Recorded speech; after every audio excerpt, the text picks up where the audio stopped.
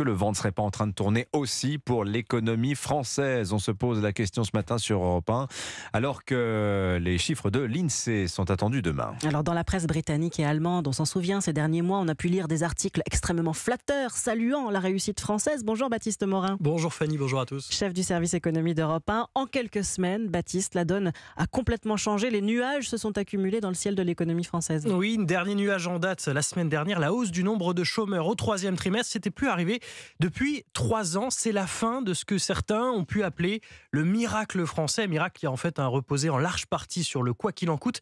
C'est ce que nous explique le chef économiste du groupe AXA, Gilles Moec. On a eu une intervention budgétaire très conséquente pendant la phase du Covid et encore une fois lors de la phase de remontée des prix de l'énergie. Maintenant qu'on démantèle progressivement ces dispositifs de soutien, on revient un peu à la normale. Et la normale, malheureusement, en ce moment, c'est une normale très médiocre.